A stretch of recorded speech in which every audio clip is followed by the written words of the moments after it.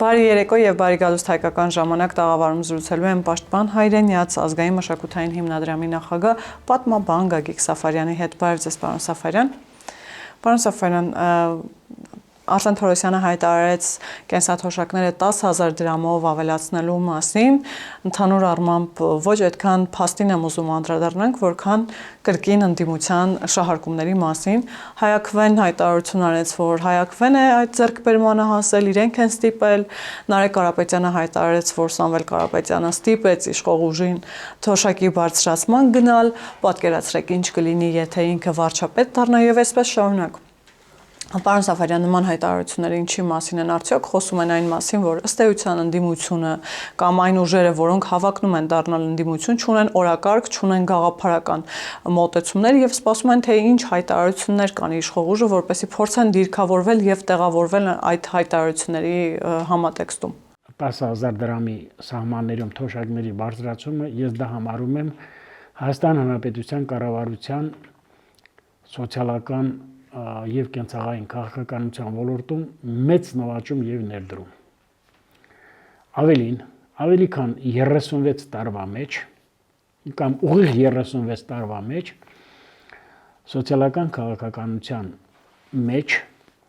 այսպիսի նվաճում չի եղել, այսպիսի ձեռքբերում չի եղել։ Բոլորը կարող են ճամարտակել, բոլորը կարող են խոսել, բոլորը կարող են կեղծել, բոլորը կարող են խեղաթյուրել կոնկրետ փաստերով, ինչքան էլ ուզում է ասենք գնաճը հաշվի առնելով, ինչքան էլ ուզում ենք ասենք դոլար դրամ փոխարժեք կուրսերը հաշվի առնելով, ես ինքս քանի որ տնտեսագիտության բազմաթիվ խնդիրներին եւ նրբություններին չեմ տիրապետում, բայց այն նվազագույնի, որին ես տիրապետում եմ սոցիալական քաղաքականությանը, նվազագույն սպառողական զամբողին եւ այլը, ես պիտի ասեմ, որ ավելի քան 35 տարվա մեջ նման հաջողություն մենք չենք ունեցել։ Արձանագրենք եւ անցնենք առաջ։ Նարեկ Կարապետյանը շատ բան կարող է հայտարարել։ Նարեկ Կարապետյանը կարող է հայտարարել, որ Սամվել Կարապետյանը հրաժարվում է երկու երկրների քաղաքացիությունից, քանի որ նրանց նպատակը օր ու գիշեր քննվեր են կենում վարչապետի աթոռը բռնի կերպով զավթելն է։ Չի հրաժարվում, կհրաժարվի, եթե ընտրվի։ Այո։ Ուրեմն նրա ընտրվելու միակ ձևը Հայաստանի Հանրապետության սահմանադրության ոգուն ու տառին համապատասխան նախընտրական գործունեություն ծավալելն է։ Այդ գործունեության, այդ ուրեմն ոգուն եւ տառին համապատասխան Սամվել Կարապետյանը չի կարող լինել ուժեղ Հայաստան կուսակցության ցուցակի վերևի մասում եւ գլխավորել այդ կուսակցության նախընտրական ամբողջ աշխատանքները։ Անցնենք առաջ, այսինքն չեղած երևույթին եւ չեղած փաստին ես չեմ կարող անդրադառնալ, ես չեմ կարող գուշակություններ անել, բայց ասում եմ մենք կշրջանցենք սահմանադրություն։ Ուրեմն սահմանադրությունը շրջանցել են 1998 թվականի փետրվարին, երբ որ երկրորդ նախագահ դարձած, չեմ ասում ընտրված նախագահը Արցախից էր եւ այստեղ կեղծ տեղեկանք է ներկայացրել կենտրոնական դրական հանձնաժողով, որ նա ունեցել է 10 տարվա բնակության, ուրեմն փաստ Հայաստանի Հանրապետությունում, արդյունքում մենք տեսանք կեղծ զարտուղի ճանապարհով, սահմանադրական կարգը տապալելով, սահմանադրությունը խախտելով, ուրեմն պետական դավաճանության մեջ մեղադրվելով ինչպիսի փորձանքներ եւ ինչպիսի ուրեմն արհավիկներ բերեցին մեր ժողովրդի գլխին, սկսած հոկտեմբերի 27-ից մինչև այդ քաղաքական սպանություններից 1990 թվականից առաջ ավարտված, ուրեմն մինչև մարտի 1-ը ավարտված դրանից հետո էլ 1 ամիս եւս։ Օր չկար, որ մենք չքնենք, չարտանաց, չտեսնենք, որ այդ մարդը պարզապես իր շուրջը բերել է ավեր եւ կոտորած։ Դե հիմա եւ սա անցնենք առաջ։ Հիմա նախ ես դրանց մարզային այցելությունները եւ ուրեմն Առաջարկ Հայաստանին, այդպես է կոչում, եւ ուժեղ Հայաստանը, ես սա համարում եմ ուրեմն շրջիկ դերասանական խմբերի գործունեություն։ Ոչ ավել, ոչ պակաս, որովհետեւ դրանք իրական կյանքի հետ ոչ մի աղերս չունեն։ Սա մեկ, եւ երկրորդ ամենակարևորը կարող եք դուք ինձ ասել, որ վերջին 8 տարվա Հայաստան Հանրապետության կառավարության կամ իշխող քաղաքական ուժի կողմից իրականացված բազում բարենորոգումները, բազում բարելավումները սոցիալական քաղաքականության մեջ, անվճար բուժօգնության մեջ,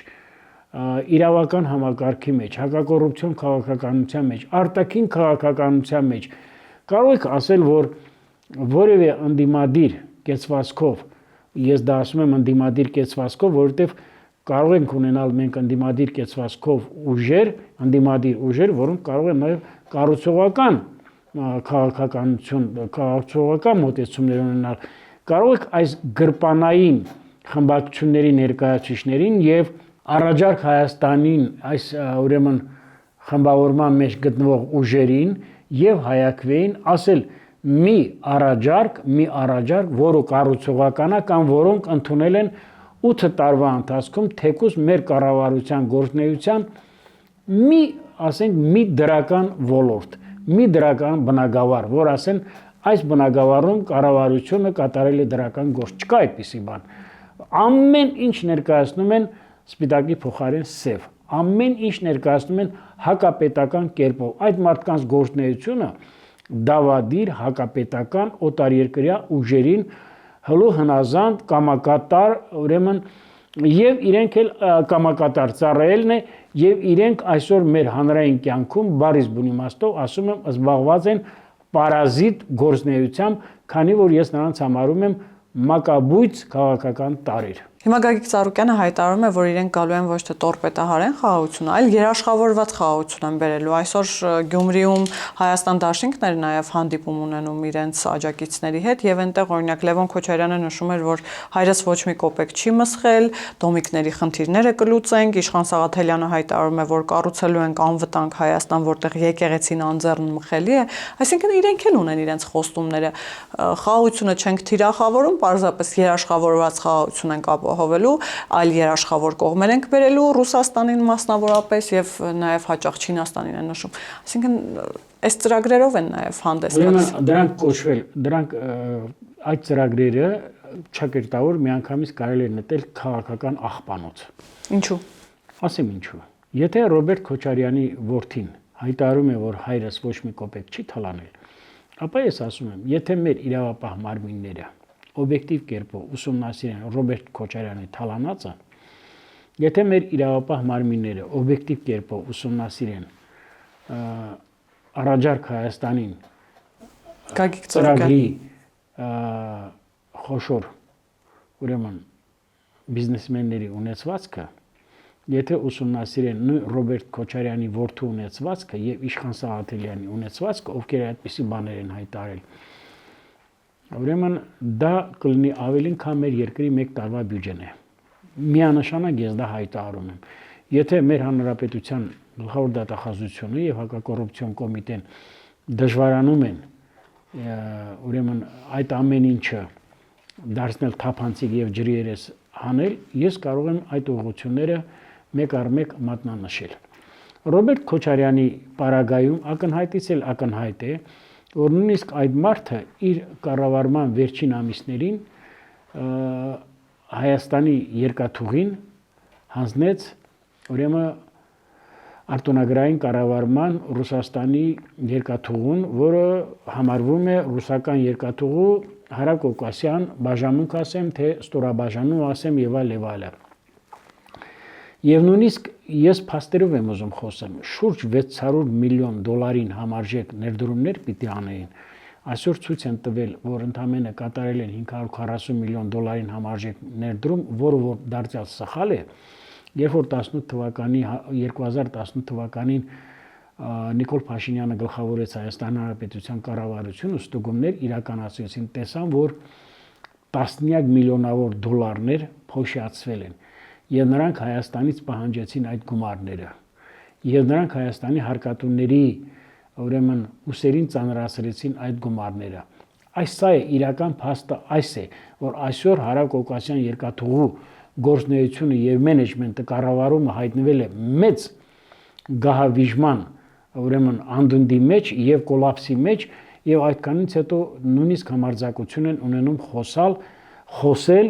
ոչ միայն հարակոկասյան երկաթուղու տրիպին հակադրելով, այլ խոսում են նաեւ տարածաշրջանում կայուն խաղաղություն հաստատելու համար։ Ունեցել է 30 տարվա իշխանություն, 30 չէ, 25 տարվա իշխանություն, ոչ մեկը ձեզ չի խանգարել, չբերեք երկրի ներքին կյանքում ավեր, սպանություններ, թալան, բանակը չթալանեիք, նույնը կարող են Արցախի պահով ասել, բայց ես պիտի մեկը միշտ այդ հարցը փակեմ։ 5 տարվա ընթացքում 2018-2023 թվականին Հայաստանի Հանրապետության կառավարությունը Նիկոլ Փաշինյանի գլխավորությամբ 700 միլիարդ դրամին ավելին համարժեք գումար է ուղարկել Արցախ, 700 միլիարդ դրամով ավելին, քան նախորդ բոլոր կառավարությունների միասին վերցրած։ Ես դա ասում եմ ընդամենը մեկ փաստ։ Հայաստանի Հանրապետության կառավարության առանցքային անդամները, որոնք անմիջապես շփում են ունեցել Արցախի համապատասխան գերատեսչությունների հետ, կրթության նախարարությունը, առողջապահության նախարարությունը, աշխատանքի եւ սոցիալական նախարարությունը, մի քանի անգամ, երրակի քառակի անգամ ավելի շատ այցելություններ են կատարել Արցախի Հանրապետություն, Լեռնային Ղարաբաղի Հանրապետություն, քան նախորդ 30 տարվա նախարարները բոլորը միասին վերցրած։ Հայաստանի Հանրապետության բյուջեով սահմանված տեղեր ավելի շատ է եղել, քան 30 տարվա նրանց գործունեությունը կրթության ոլորտում, առողջապահության ոլորտում, աշխատանքի սոցիալական հարցերի ոլորտում, քան բոլորը միասին վերցրած։ Ես 1-2 անգամ տեսել եմ Հայաստան Դաշինքի մարզային այցելությունները, տեսել եմ Ուժեղ Հայաստան կուսակցության մարզային այցելությունները եւ տեսել եմ նաեւ առաջարկ Հայաստանին, ուրեմն այդ ծրագրի շուրջը համախմբված մարդկանց։ Բարիս բանում աստո ապրում եմ մեծ նողկանք, այլ բառով դեռևս չեմ ուզում ասեմ։ Առաջարկ Հայաստանին, ուրեմն ծրագրի մեջ ընդգրկված են մարդիկ, իհարկե ես մարդկանց եմ ճանաչում այնտեղ էլ որոնց հարգում եմ, բայց ես պիտի ասեմ, որ նրանք մոլորված են։ Մարդիկ, որոնք զբաղված են եղել իրենց պետական գործունեության մեջ զուտ թալանով։ Մարդիկ, որոնք նույնիսկ Արցախի տեղը չգիտեին, ծնունդով լինելով արցախցի, բայց այսօր հորջորժում են չգիտես ինչեր։ Գալով Հայաստան խմբակցությանը եւ գալով մյուս խմբակցությանը, որը կարծեք թե արչիքուն է մտել, չէ, սպասում է տեսնի ինչ է կատարվում, ես պիտի ասեմ, որ դրանք եւ բարոյական, եւ քաղաքական, եւ մարդկային, եւ հայրենասիրական, եւ ազգային ոչ մի իրավունք չունեն խոսելու հայ ժողովրդի ազգային շահերից, խոսելու մեր պետական շահերից, որովհետեւ իրենք արժի համակարգով, մենթալիտետով դրա կրողները չեն։ Նրանց կուտակածը թալանն է, նրանք պատկերացում չունեն ոչ Գյումրու Սպիտակի կամ Աղետի գոտու վերականգնման խնդիրներից, ոչ էլ սոցիալական քաղաքականությունից, նրանց մեջ կան նախարարներ, որոնք բոլորս գիտենք ինչպես են լափել մանկապարտեզին հատկացված գումարները, ավելին ասեմ, Ուժեղ Հայաստան կուսակցության ներկայացուցիչները, երբ որ տեսնում եք մարզային նրանց այցելությունները, նրանք նույնիսկ պետական կառավարման մասին տարական պատկերացում չունեն, նրանք չունեն այդպիսի գիտելիքներ։ Այնուամենայնիվ ասացիք, որ այս մարդիկ նրանց գործունեությունը թալանի մասին է եւ չեն կարող խոսել ազգային շահերի, երկրի մասին կամ քաղաքացու բարոյության մասին։ Այդ դեպքում ինչու նման ուժերը օրենքի ուժով դուրս չեն դրվում նախընտրական process-ներից։ Իշխող ուժը այստեղ անելիք ունի։ Իշխող ուժը ես չեմ կարող ասել անելիք ունի թե չէ, բայց որ Հայաստանի Հանրապետության կառավարությունը պիտի անզիջում պայքար մղի, պիտի այդ հարցերի շուրջը լինի սկզբունքային, անհողդողտ, եւ նրանք մեկիկ պիտի իրենց տեղը, նրանց պետք է իրենց տեղը դնել։ Տեսեք, ես ընդամենը մի բան պիտի ասեմ, եկեղեցուց տարածը, թե թալանածը կարելի է վերականգնել։ Բանակից տարածի, բյուջեից տարածի ու թալանածի հանդեպ պիտի լինի ուրեմն անհաշտ իրավական մոտեցում։ Եթե մարդիկ կարող են ապացուցել, որ ուրեմն իրենք ունեն այսպիսի ամբասիր կամ մաքրամաքուր գործունեություն, սիրո խնդիր չկա, բայց ես ձեզ համոզված ասում եմ, Ես էլ այն մարդկանց թվին չեմ պատկանում եմ, որ ասում են բանակից թալանողի ձեռքը պիտի կտրեն եւ այլ, մենք հիմա ոչ նախնդարան համայնական հասարակարգում ենք ապրում, ոչ ստրկատ իրական, ոչ էլ ռազմաֆեոդալական վերնախավի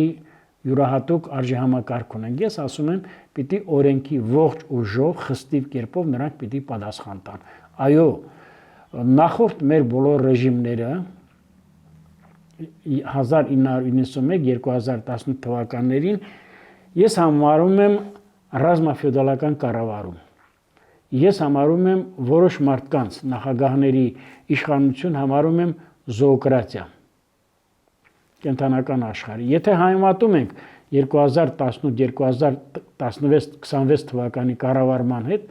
ապա ինչպես կարելի է անասնապետությունը համեմատել մերիտոկրատիայի հետ։ Ոչ ավել, ոչ պակաս։ Խնդրեմ, պատրաստ եմ ցանկացած ձևաչափով բանավեճի, պատրաստ եմ ցանկացած հարցից իմ հայտարարության տակ ստորագրելու, դա կլինի իրավապահ մարմիններին ասելու ոլորտից, դա կլինի հարկային քաղաքականության ոլորտից, դա կլինի բանակի թալանի ոլորտից, դա կլինի կրթության ոլորտից, որին դուք գիտեք, որ ես ինքս այդ ոլորտի մարդ եմ, եւ ես պիտի ասեմ, ինչպես է մեր երկրում զարգացել կրթական համակարգը, ինչպիսի մոտեցում է ունեցել ուրեմն նույնիսկ կոալիցիոն կառավարությունները մեր մատասերնդի կրթությանը, եւ ես ուղղակի անընդհատ ես չեմ ուզենա ժամանակ կորցնեմ, որտեղ մեր երկիրը այսօր թեվակողում է կայուն խաղաղության դարաշրջան, անվտանգային նոր համակարգերի ներդրման դարաշրջան, մի քանի միլիարդ դոլարների ուրեմն հայթայթման եւ երկրում ներդնելու դարաշրջան եւ մեր ժողովրդի բարեկեցիկ կերպով ապահովելու դարաշրջան։ Պարոն Սաֆարյան, իմ հարցը նրա մասին էր, որ այն ուժերը, որոնց դուք անասնապետության մեջ եք մեղադրում կամ ասում եք, որ զոոկրատիայի վերածել, այնուամենայնիվ այսօր հավակնում են դառնալ ընդդիմադիր ուժ կամ հավակնում են գալ իշխանության, չեն թաքցնում իրենց այդ հավակնությունը։ Հիմա այդ ուժերը արդյոք իրավունք ունեն մտնել ընտրապայքարի մեջ։ Բացարձակապես։ Տեսեք, մեկ-մեկ խոսում են, չէ, ես տեսնում եմ, ասում են մի անգամ է Սամվել Բաբայանը հայտարարեց, մի անգամ մեկ ուրիշը, մի անգամ ասենք մերժված, զախողած քաղաքական ուժերը հայտարարում են, որ Նիկոլը հենց այնց իշխանություն չի տալու։ Նիկոլը էս կանի, այն կանի։ Ես ուզում եմ մի հատ հարցնեմ, Նիկոլ Փաշինյանը ում պիտի իշխանություն տա։ Մի հատ հարց եմ տալիս ես։ Ուզում եմ իմանամ 56% մեր ժողովրդի կամ արտահայտության արդյունքում կառավարություն ձևավորված մարդը եւ այդ կառավարությունը ում պիտի զիջի ում պիտի զիջի իր աթոռը։ Մի հատ հարցնենք Լևոն Տեր-Պետրոսյանի նման, որ Սահմանադրության եւ Ավետարանի վրա Աստվածաշնչի վրա երթում տվեց եւ հրաժարվեց, գիտեք ինչ պարզունակ նախադասությամբ, ուղղակի ծիծաղելի նախադասությամբ հայտնի ուժերի թելադրանքով։ Եվ կարող են ավելի ուժեղ թելադրանք լինի, ասեն տունդ պիտի ազատես, հետո այսինքն, եթե վարչապետը ստանձնել է իր պարտավորությունները կամ արտահայտությամբ եւ սահմանադրության օրենքի տարին ու ոգուն համապատասխան ում պիտի զիջի։ Լավ, ընդունեցինք զիջեց։ Ով պիտի գա, ովքեր Հայաստան Դաշինքի ներկայացուցիչները, որոնց սատարում է Ռոբերտ Քոչարյանը։ Մյուսը ինչպես պատիվ ունեմ, պատիվ չունեմը, որին սատարում է կամ որը երրորդ նախագահի գրպանային կուսակցությունն է։ Ներկա ուժեղ Հայաստանը, որը դեռևս 30 վայրկյան խոսել է, 30 վայրկյանի մեջ 6 ամիս կալանավորվել է։ Բա որ հանկարծ 5 րոպե Աստված մի արասի դա խոսա, ավերու աղետ կբերի էսիր։ Դուք պատկերացնում եք նա հայերեն կարողանա մի քանի նախադասություն շարքապի։ Մի քանի հոդաբաց նախադասություններ ասի։ Արհեստական բանականությունը կշավակի առնվազն 15 տարվա տաժանք կամ բան, չէ, ազատազրկում։ Գիտեք, այնպես չի, որ ես ասեմ, որ մեր երկրում չի կարող լինել ընդդիմություն, թեկուզ կառուցողական կամ անհաշտ ընդդիմություն, այդպիսի բան լինել չի կարող։ Այսօր էլ քաղաքական դաշտում ես ճանաչում եմ շատ մարդկանց, որոնք իրենց պարկեշտ բնավորությամբ, պարտքեշտ արժեհամակարգով, ազգային մշակույթի հետ կապված, տնտեսության զարգացման հետ կապված ունեն իրենց ուրույն ծրագրերը։ Այդ մարդկանց ես կարող եմ ընդամենը մի բան հորդորել կամ մի բան մաղթել, ուրեմն կանաչ ճանապարհ եւ բարի ճանապարհ պետական կամ ուրեմն քաղաքական հասարակական գործունեության ոլորտում։ Անուններ չեմ ուզում թվարկել։ Այս մարդիկ, ում մասին որ մենք խոսում ենք, սրանք պիտանելիության ժամկետը ավարտված, իրենց դարը ապրած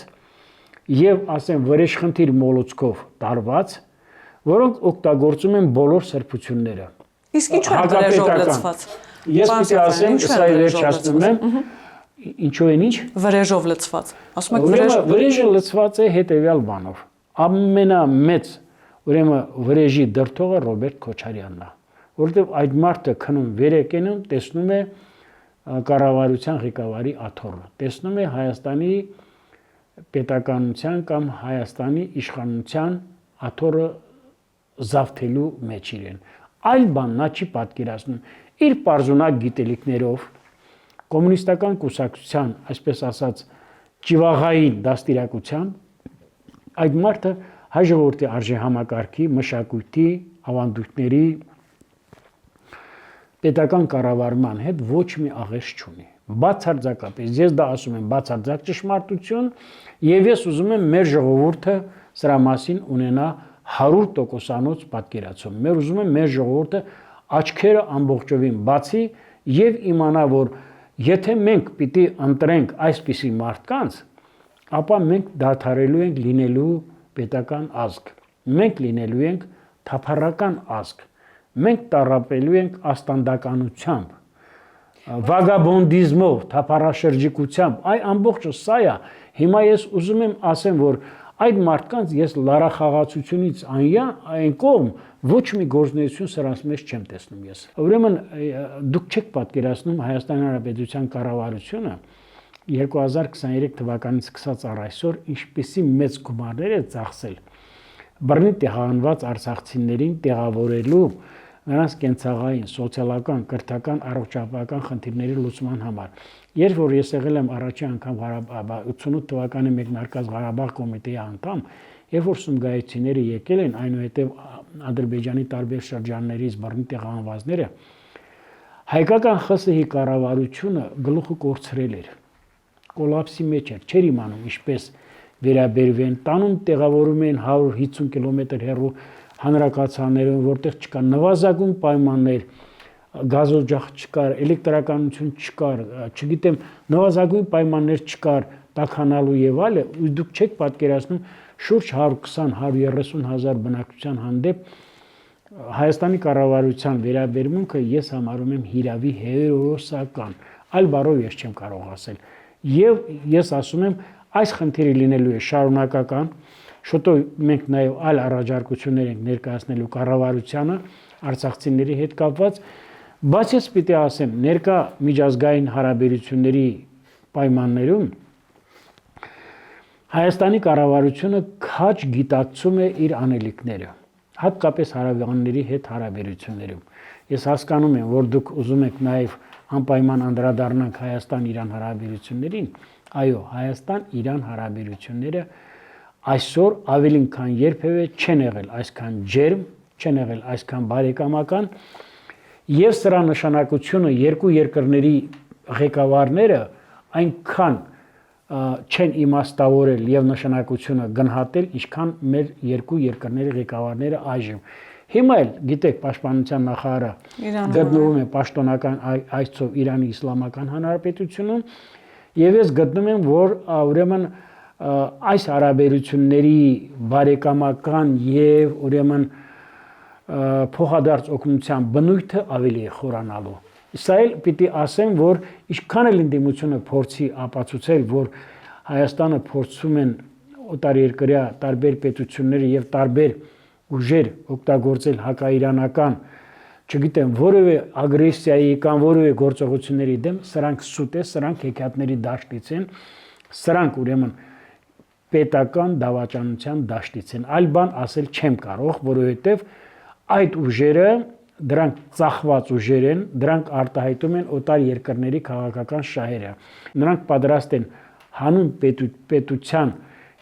հանուն իշխանության գալու վրեժխնդիր մոլուսկով տարված նրանք նաև օգտագործեցին մեր ժողովրդի սրբության սրբոցը, նաև եկեղեցին։